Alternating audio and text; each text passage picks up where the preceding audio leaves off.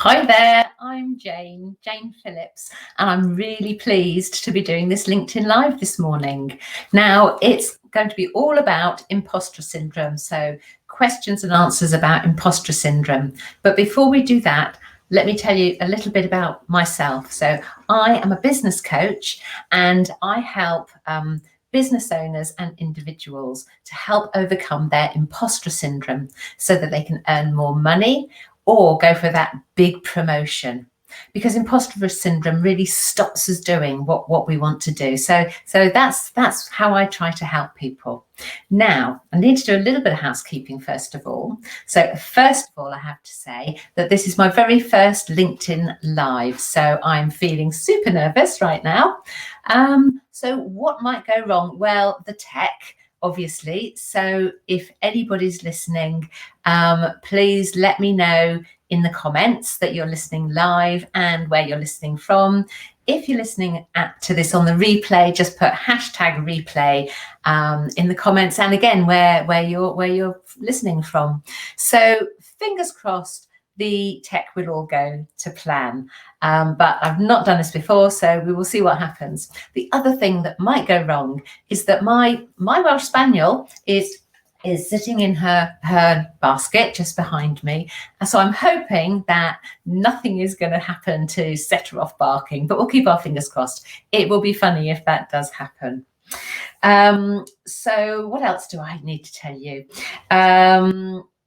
So I'm going to talk for about 20 minutes. As I say, this is my first LinkedIn Live, so I'll talk for about 20 minutes, and then I'll also tell you a little bit about what is going to be happening after this. And if you've got any questions that you'd like me to answer about imposter syndrome, please just put them in the comments box, and I will come to them. So if you're watching, pop your comments in the comments box so that I can see that you're watching live. That would be really great. Otherwise, if you're watching this on the replay, I hope you really enjoy it. So as I said, I am a business coach, and I particularly focus on imposter syndrome. But let me tell you a little bit about myself, because many of you won't really know me before. So I have been coaching now for a number of years. I spent a long time working in the charity sector, raising funds and supporting charities and social enterprises. And I still do quite a bit of that work. And I do a lot of business planning for them. I help them to get social investment, and I help them with their business modeling.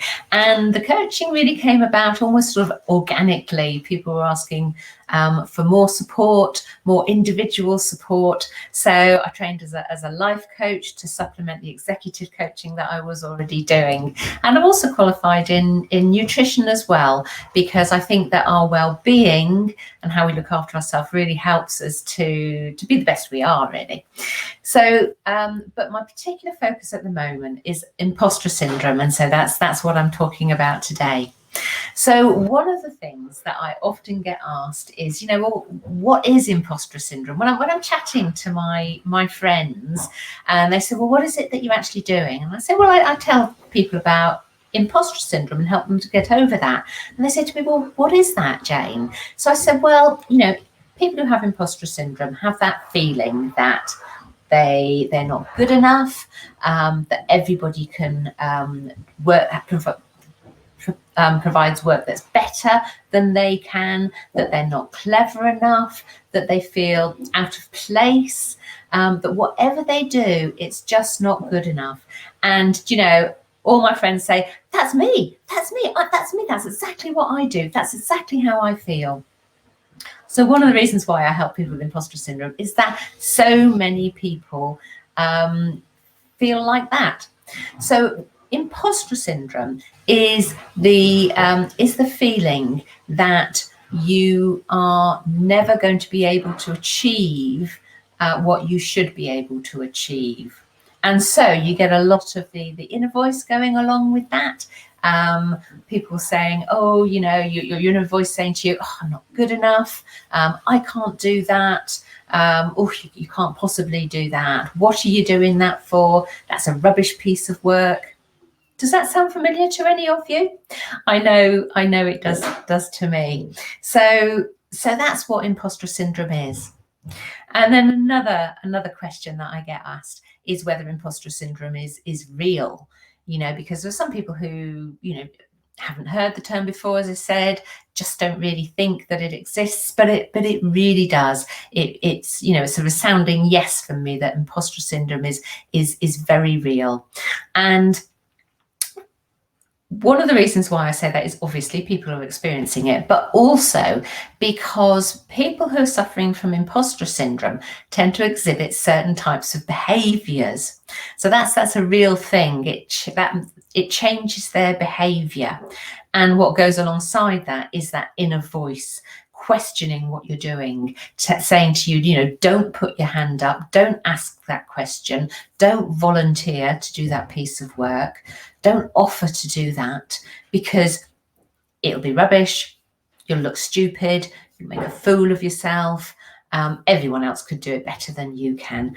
That's your inner voice. But the behaviour that goes alongside that, there's 4 different behaviour types that we can exhibit, and we're all different. Everybody is different. We're all going to feel imposter syndrome in different situations. So the behaviours that we might experience is, first of all, avoidance. So for instance, somebody might say to you, would you like to come on my LinkedIn Live? And you think, oh, no, I haven't got the courage. No, I'm not going to do that. And yet it might be a great opportunity to really market your business, to really raise your profile.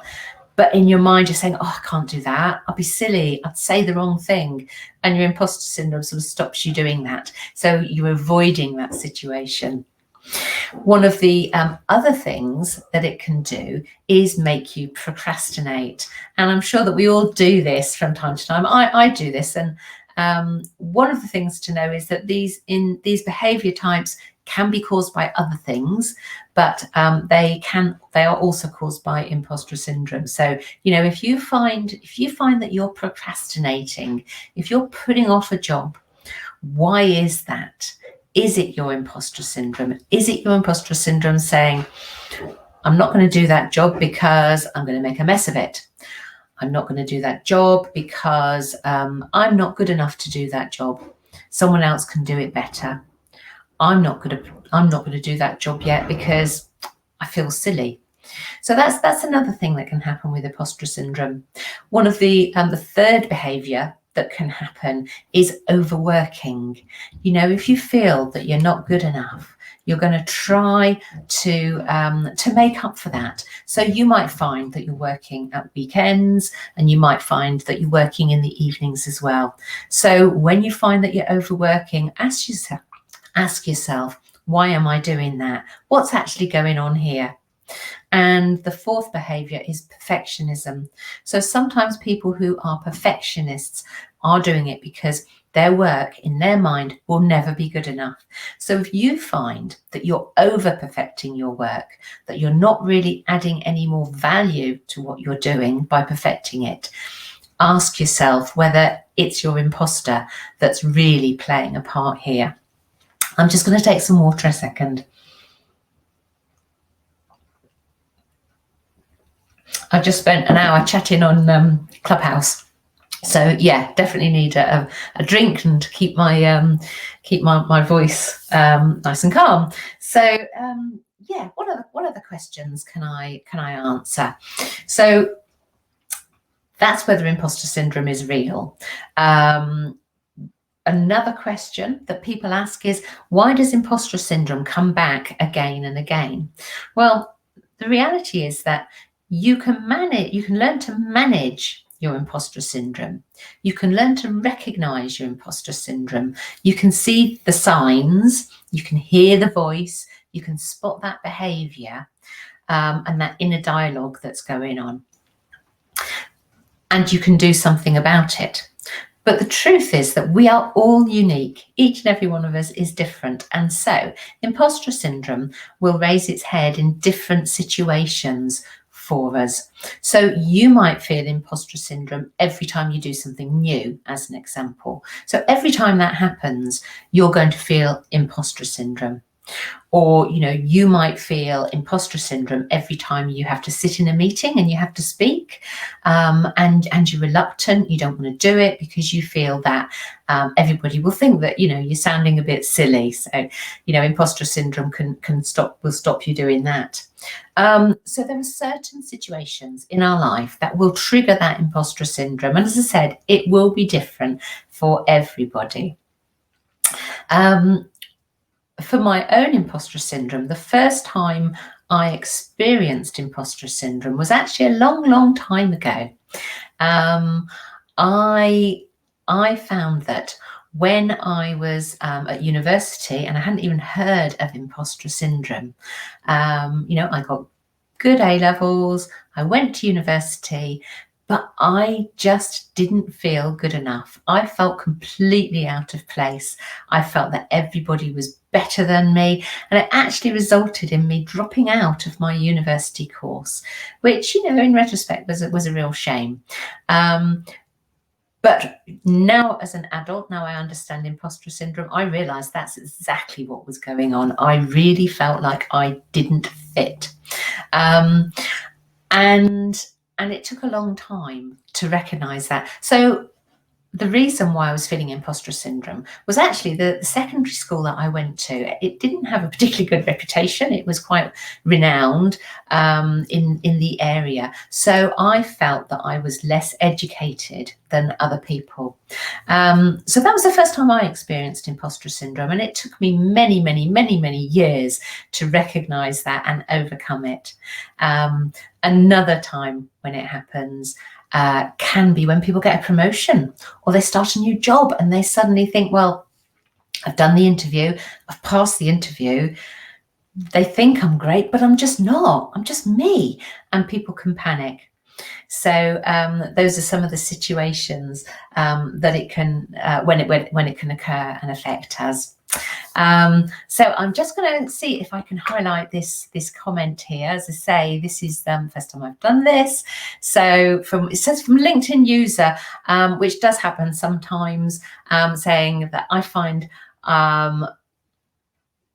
I exhibit more than one of those behaviours. At one time, it was all of them. But these days, I try to be braver and dive into things that scare me unnecessarily.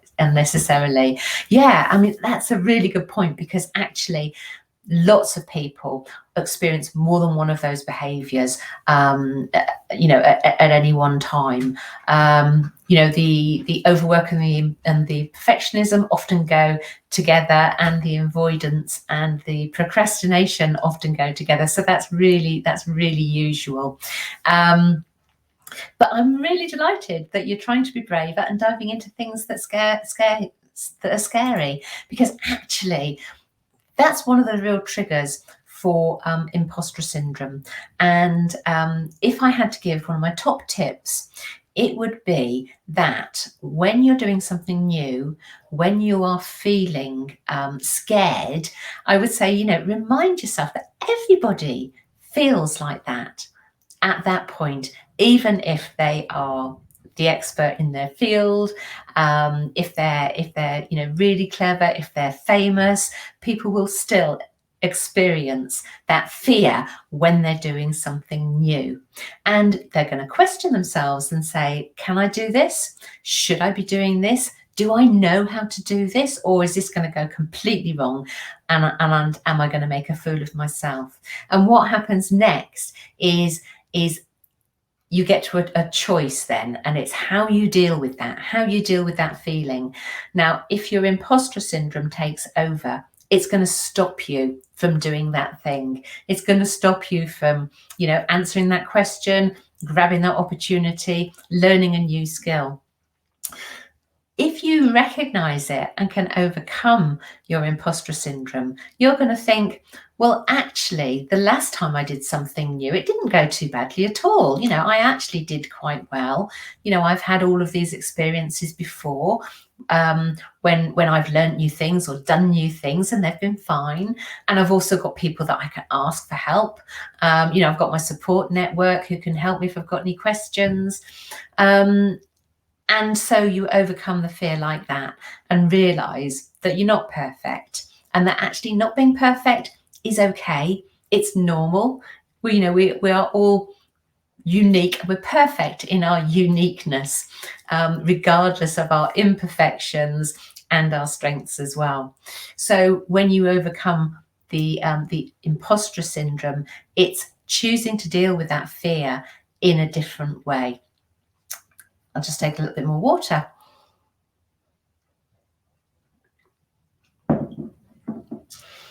And one of the other things is that when you decide to do a job, and you do a job, and people give you credit for having done the job, and they might say, you've done the job well, I'm really pleased.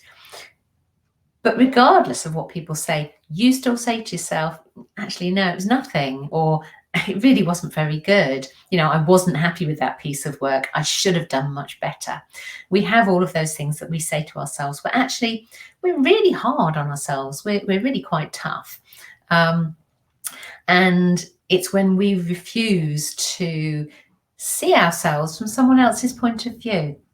We refuse to see that actually the work that we're doing, what we're doing, everybody else is happy with it. Everyone else is delighted, over the moon even, apart from us. So it's our mindset that we have to get right. So another tip that I would have is about making a note of all of your positive experiences, looking back through your CVs, for instance, and reminding yourself of all the things that you've done, or any comments that you have that people give you, keeping them in a folder or keep them somewhere really prominent. That can help to remind you that you're better than you think you are, or that you're feeling right at the moment. And let me just see what other questions I've had. Is imposter syndrome ever a good thing? Well, there are two different thoughts about this, because some people think, imposter syndrome is a good thing because it makes me do work, it makes me try harder, it makes me want to do a good job. And then other people that say imposter syndrome is a bad thing. For me, when imposter syndrome is exhibiting itself, if imposter syndrome is stopping you from doing things, then it's a bad thing. When it's preventing you from moving forward, preventing you from taking those steps, and preventing you from being the best person that you actually are, then imposter syndrome is a bad thing. Being conscientious about your work, wanting to make sure your work is right, and wanting to do a good job is all a good thing, obviously. So there are two fields of thought, but without a doubt, when imposter syndrome is stopping you from doing that, that's not good. It really isn't a good thing. Okay, I said I'd talk for about sort of 20 minutes, and we're about 20 minutes now. So I just want to tell you now about, what's going to happen going forward. So I'm going to start doing a weekly LinkedIn Live. It's going to be every Wednesday, but at a slightly different time. I'm going to run them over lunchtime. So it's going to be 12:30 every Wednesday. And I'm going to do that sort of up until Christmas time, and then sort of, have a look to see whether I need to change the format. But it's not going to be just me talking, because actually you don't want to hear me all the time. So I'm going to be interviewing some people. We'll be talking about imposter syndrome, but we'll also be talking about people's business experience as well. So we'll be talking to some business leaders to really find out how they've overcome their challenges. So we're talking about imposter syndrome, but we'll be touching on confidence and sort of business savvy as well. So it's going to be some really, really exciting things coming up. Now, yesterday I ran a free imposter syndrome webinar, so you might have caught that. Hopefully you did, and that sort of has marked the start of the relaunch of my imposter syndrome course, which is an online course. It's a self-paced course. So if anyone's interested in knowing more about that, do get in touch, because that's going to be open for for 6 weeks. I run it for 6 weeks so that I can really focus on the questions that people are asking throughout the course and really supporting them through that. And then I close it again for a period of time. I also work on a one-to-one basis with people. So if anybody would like to get in touch with me, you can email me at jane@janephillipscoaching.co.uk, or go and visit my website and have a look at some of the things that are on there, the podcasts that are on there, and you can find my website at janephillipscoaching.co.uk. So I'd like to thank all of you for listening today, and for staying with me. That's absolutely brilliant. It's been lovely to see you. I'm glad the tech has worked and that we've had no interruptions from Belle. That's fantastic. So I'll sign off now, and I look forward to seeing you all next week. Thank you. Bye.